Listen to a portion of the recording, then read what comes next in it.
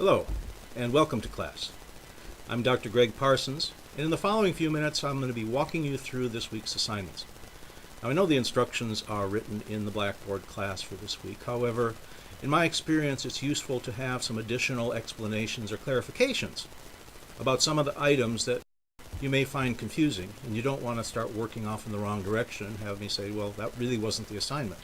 So I think in the long run, spending a few minutes talking about what the assignments are and what my expectations are will both save us both some time and some effort. I also provide you with some hints and tips about what is coming up in the future weeks, so that as you prepare this week's work, you can apply it to future work. So again, a twofold objective here. So far I found that the class is moving right along. We're going in the right direction, and the work that you're turning in is improving. The discussion posts are getting more robust and interactive, which I have commented upon in the rubrics, and also the papers are getting more insightful, showing more creative thinking. Both of these are improvements. Now, we're not finished yet. We have more to accomplish, more improvements can be gained, but for the most part, things are moving in the right direction. Now, as to the mechanics of your papers, the writing, the grammar, the spelling, the reference lists, those all seem to be coming right along, and you won't find many comments or many errors in your papers anymore. So, if you find during this presentation that you would like a printed copy of what's in there, pause the video and make a print screen from your computer. This can then be saved or can be printed out on a printer.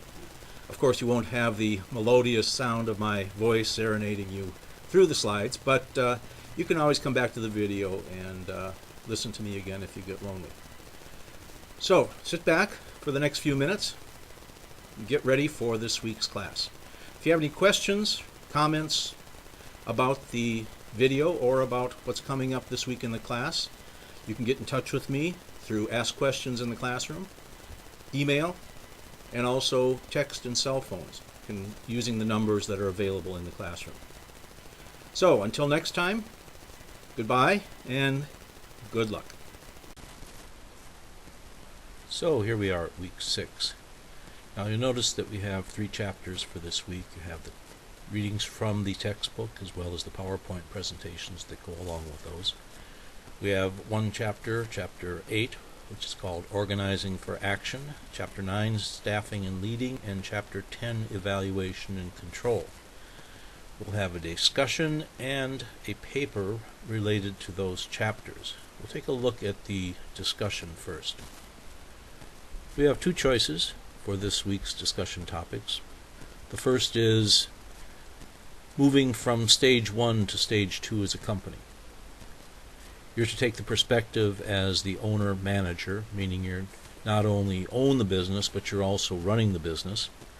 And the question is asking you to describe what you would do, what actions you would take to prepare your company to move to a more sophisticated level of operations. And you're also to use examples and give applications from business to support what your opinion might be. Topic 2, the other choice, is looking at the various strategies. Now, we have 4 different strategies called the generic strategies. One is being low-cost leader. Second is being a differentiator.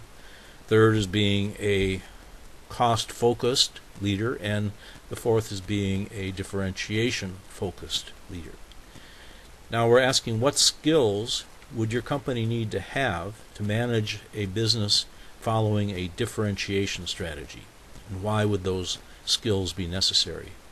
And secondly, what if you didn't have those skills? What if you didn't have any managers within your company that would have those skills, but the company has a policy that they promote to management from within the company?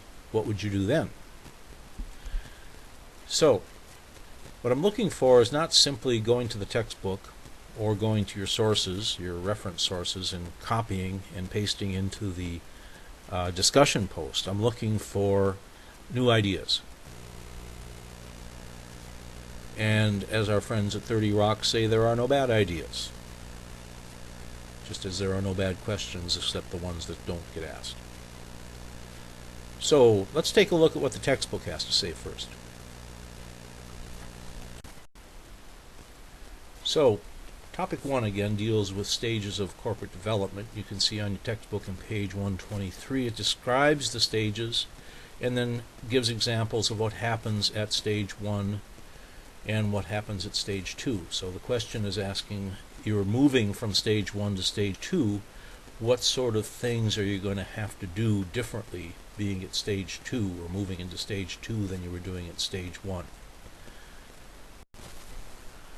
Here we have the section of the book on strategies on page 79 and 80, and the topic for your discussion has to do with what skills are necessary to follow a differentiation strategy. So obviously you need to find out what a differentiation strategy and how that strategy is different from a pure cost strategy or a focused cost strategy or a focused differentiation strategy. And you're looking at it from the perspective of a manager who realizes that particular skills are going to be necessary in your employees to be able to be successful at this particular strategy. So you're going to be identifying what's the difference between a cost strategy and a differentiation strategy and what skills are necessary to be able to be successful and competitive following one of those particular strategies. In addition to the discussion post for this week, you're also going to be writing a 3 to 5 page paper involving strategic choice, goals, and implementation. This will be covering the same company that you've been discussing from week number 2 when you wrote your organizational analysis paper on them. For this assignment, you're to write a 3 to 5 page paper, and this is not going to be tremendously different than what you've been doing so far. You're going to be looking at the organization's current situation, which will also review its mission and how it's doing in business, what its competitive position in the marketplace is, and also trends that might be going on within that specific industry.